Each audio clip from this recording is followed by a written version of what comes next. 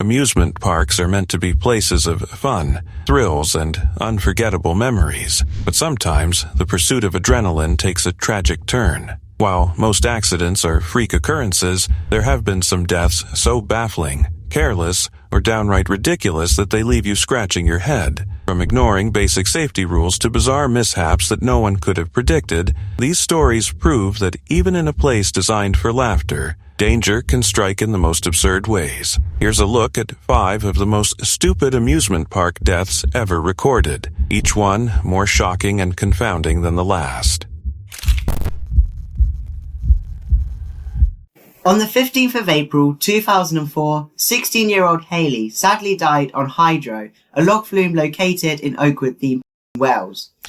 It was April 15, 2004, when 16-year-old Hayley Leanne Williams and her family arrived at Oakwood Theme Park in West Wales, expecting nothing more than a day of laughter and thrills. One of the park's most notorious attractions, the Hydro ride, loomed ahead, a towering water coaster with an 85-meter drop that sent riders hurtling into a million-gallon pool at 50 minuten. The ride promised pure adrenaline, and Hayley was eager to experience it alongside a 10-year-old boy named Martin Rothwell. The Hydro ride was infamous for its speed and intensity. Riders were secured by a T-bar restraint and a seatbelt, supposedly designed to keep them safe even as gravity seemed to rip them from the sky. But that day, safety itself would fail. As the ride began, chaos quietly unfolded. Martin struggled with his restraints, panic flickering across his face, and Hayley, seated nearby, leaned over,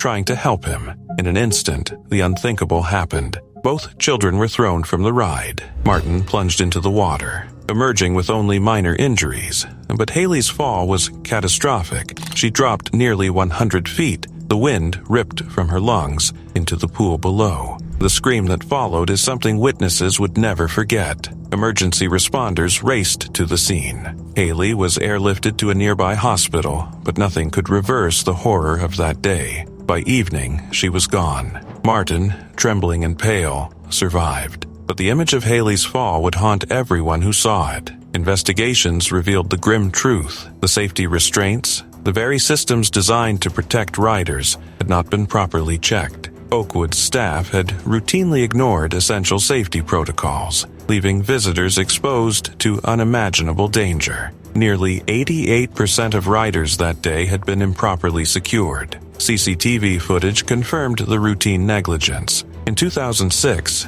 an inquest laid bare the failures. Oakwood Leisure had ignored warnings from the ride's manufacturer, bypassing critical safety checks that might have prevented Hayley's death. By 2008, the park was fined $250,000 and ordered to pay $80,000 in court costs, a sum Hayley's family felt was a cruelly small gesture against the loss of their daughter. Her mother, Beverly Williams, called it a heartbreakingly inadequate response, while her aunt struggled to comprehend how such a tragedy could happen in a place meant for joy. Oakwood's financial struggles were cited during court proceedings, but for the Williams family, no amount of money could replace Hayley. The park was eventually sold, and the Hydro ride was rebranded as Drenched, an attempt by new owners to distance themselves from the nightmare. But for Beverly, seeing the ride renamed and even briefly advertised was like reopening a wound, a reminder that the ride that had promised excitement had instead taken her daughter's life. The tragedy left an indelible mark on the park, its visitors, and most of all a family whose lives would never be the same. It was a day that began with laughter and ended in unbearable heartbreak, a chilling reminder of how quickly fun can turn to horror when safety is ignored. A Colorado jury has awarded more than $200 million to the family of a girl who died on an amusement park ride in Glenwood Springs. It was September 5, 2021, when the Estefanos family set out for what was supposed to be a joyful getaway at Glenwood Caverns Adventure Park in Colorado. Among them was 6-year-old Wangel Estefanos, a bright, lively girl whose excitement for the park's famous ride, the Haunted Mine Drop, could barely be contained. The ride promised a pulse-pounding plunge, 110 feet straight underground, relying only on gravity to thrill its riders. For Wangel, it was the adventure of a lifetime. The day began like any other family outing. laughter filling the air and the scent of popcorn drifting through the park. Wangel met the height requirement, and nothing seemed unusual as she, her uncle, and other family members climbed aboard. But what should have been a moment of exhilaration quickly twisted into unimaginable horror. Unlike most thrill rides, the Haunted Mine Drop had no shoulder restraints. Riders relied solely on seat belts, and that morning, Wangel had accidentally sat on top of hers. The ride's control system detected the problem immediately, sounding an alarm meant to prevent exactly this kind of disaster. But the operators, both recently hired and insufficiently trained, didn't know how to respond. Instead of stopping the ride, they attempted to reset the system, wrongly assuming everything was fine. And then, in a terrifying instant, the ride launched. Wangel, unrestrained, was thrown from her seat and plummeted 110 feet into the dark shaft below. Screams erupted from her family as they watched, frozen in terror, unable to reach her. Her uncle's gaze swept across the empty seat where she had been, then down into the shadows. The unthinkable had happened. Wangel's lifeless body lay at the bottom of the shaft. Paramedics arrived minutes later, but there was nothing anyone could do.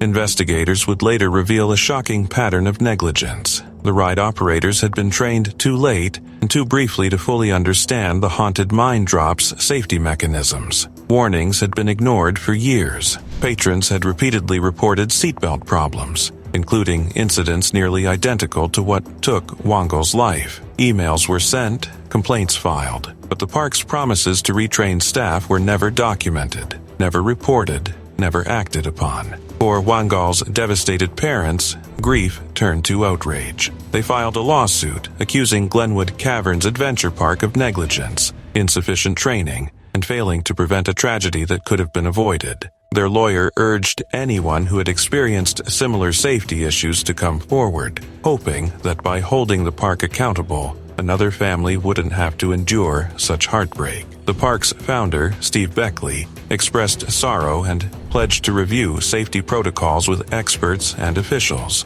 But for Wangel's family, no apology, no safety review, no amount of remorse could ever fill the void left by her sudden, tragic death. That day at Glenwood Caverns, joy and excitement had turned into a nightmare that would haunt everyone who witnessed it, and a community left to wonder how a simple mistake could end a young life so brutally.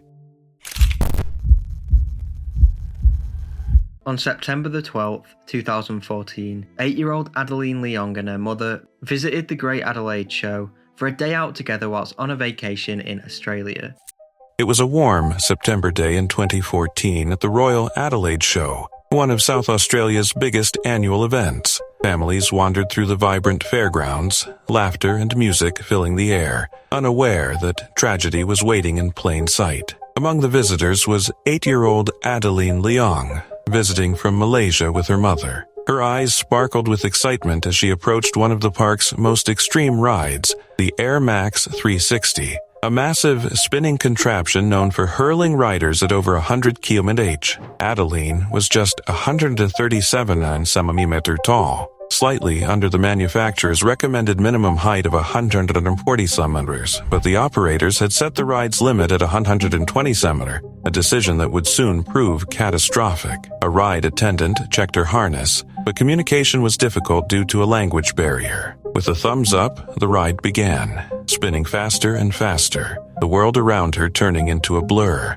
Then, in a horrifying instant, everything went wrong. Adeline began to slip from her seat. The safety restraint, meant to protect her, failed. She was ejected from the ride, thrown more than 10 meters into the air, landing headfirst on the ground. Her mother's screams pierced the festive atmosphere, her cries echoing across the showgrounds. Emergency responders arrived swiftly, but nothing could reverse the horror. Adeline was gone. Investigations would later reveal shocking negligence. The Air Max 360 had only recently arrived in Australia, yet its operators, CJ and Sons Amusements, had bypassed essential safety requirements. They had failed to properly register the ride, used certifications from unrelated rides, and lowered the height requirement without justification. Critical inspections were ignored, ride attendants were distracted often on their phones, and a glaring design flaw in the harness system had allowed smaller riders like Adeline to slip through.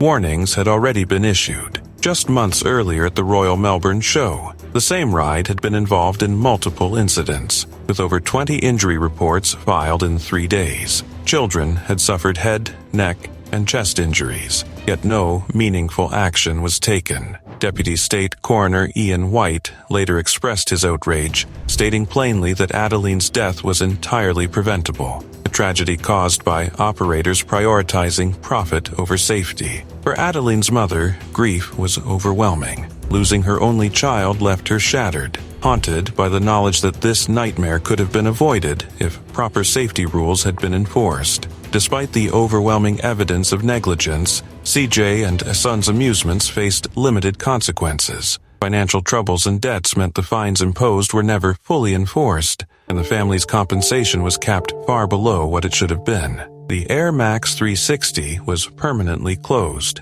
and eventually sold overseas. But for those who loved Adeline, the emotional scars remain. The coroner called for urgent reforms in Australia's amusement ride regulations, stricter inspections, better oversight, and a database to track safety concerns, all to ensure that no other child would suffer as Adeline did. Her story is a chilling reminder that in the pursuit of thrills, vigilance, and care can never be optional. Terrible. It's devastating. This could have been any of our children.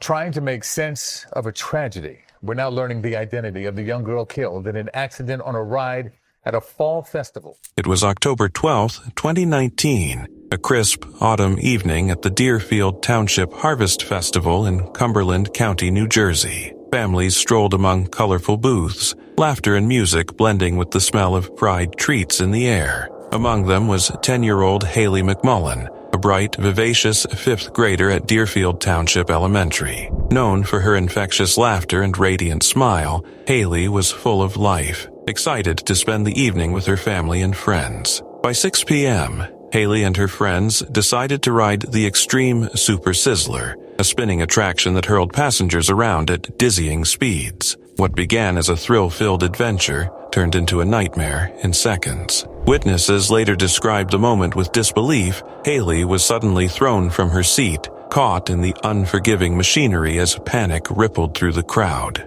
People screamed, rushed to help, or froze, unable to comprehend what had just happened. Crystal Defoe, a local mother at the festival, watched in horror as chaos unfolded. She would later recall seeing Haley dragged and pulled under the ride, a scene so surreal it defied belief. Emergency responders arrived quickly, airlifting Haley to Cooper University Hospital. But despite their best efforts, she was pronounced dead at 7:20 p.m. The joyful festival had instantly turned into a scene of heartbreak and devastation. News of Haley's death spread through the community like wildfire. Classmates and friends at Deerfield Township Elementary were left shattered. Grief counselors called in, and the innocence of a routine school night was lost. Investigations were launched by the New Jersey State Police and the Department of Community Affairs, while Governor Phil Murphy called the incident a tragedy that shook the community to its core. Skelly's Amusements,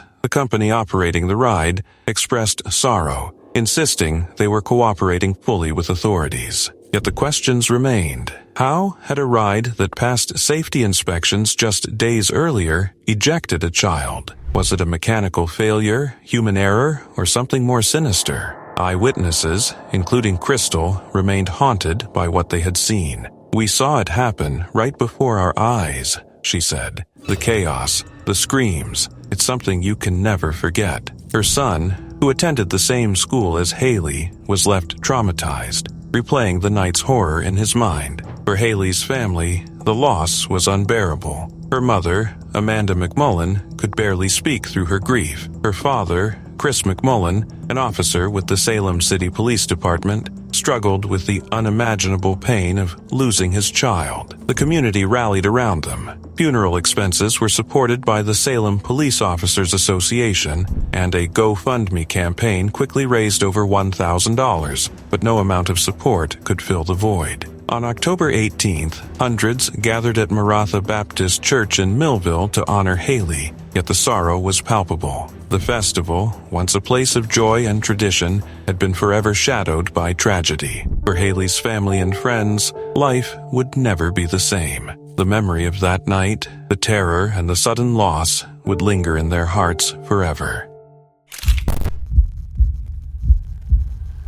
It was a warm, late summer afternoon at Waterworld in Stoke-on-Trent, the kind of day the park was made for. The air was thick with humidity and laughter, the constant rush of water echoing off the walls, blending with music and the distant hum of excited chatter. Families crowded the pools, children splashing and shouting, parents watching from the edges, trying to hold on to those last carefree moments before the day slipped away. In the lagoon area, a 4-year-old girl played in the shallow waves. She was just another child in the crowd. Small, happy, surrounded by noise, joy, and movement. Nothing about the moment stood out. No warning signs, no sense that anything was wrong. To anyone watching, it was just another ordinary scene in a place designed for happiness. Then, at around 4:15 p.m., everything changed. The little girl was found unconscious in the water. It didn't happen with a loud crash or a dramatic signal, just a sudden, chilling realization.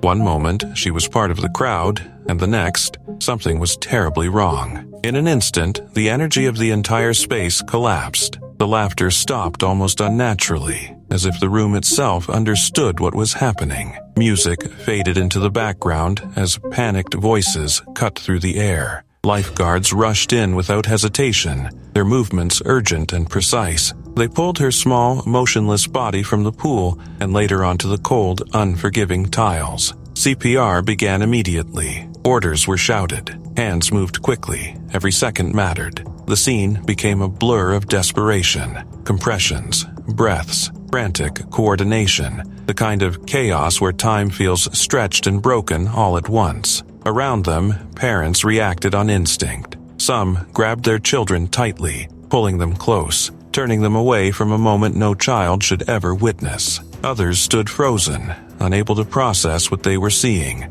caught between disbelief and fear. The lagoon was cleared quickly, the once crowded, vibrant space turning eerily quiet. What had been filled with splashing and laughter was now heavy with tension, broken only by urgent voices and the rhythm of life-saving efforts. Within minutes, by 4:20 p.m., police and ambulances arrived, blue lights flashing outside, cutting through the normality of the day like a harsh reminder that this was real. Paramedics took over, working relentlessly, doing everything they could to stabilize her. There was no pause, no hesitation, just a race against time as they prepared to move her to the hospital. For a brief moment, hope lingered. The kind of fragile, desperate hope that people cling to in situations like this, the belief that maybe, somehow, she would be okay, that this would be a close call, a story with relief at the end. But despite every effort, every compression, every attempt to bring her back, it wasn't enough. The little girl died later that day. The shock that followed was immediate and overwhelming. Families who had been there spoke in hushed, shaken voices, replaying the moment in their minds, trying to understand how something so normal could turn into something so devastating in a matter of seconds. The atmosphere in Waterworld shifted completely. A place once defined by excitement and escape now felt heavy, almost unrecognizable. That evening, the park made the decision to close, not just out of respect, but because the staff themselves had witnessed something deeply traumatic, something that doesn't simply fade when the day ends. In their statement, they expressed profound sadness, but even their words felt insufficient against the weight of what had happened. Staffordshire Police later confirmed the tragedy. Detective Chief Inspector Lucy Maskew addressed the public with care and restraint, urging people not to speculate. While a grieving family faced the unimaginable, there would be investigations, answers, and reports in time, but none of that could change the outcome. And just like that, a place built for joy became the setting of heartbreak. For one family, a simple day out, something so ordinary, so routine, ended in a loss that cannot be measured. A day that likely began with excitement, and small happy moments ended in silence and grief. The water that once carried laughter now held a different kind of memory. Quiet, heavy, unforgettable, a haunting reminder of how quickly everything can change, and how even the safest, happiest places can become the last place anyone expects.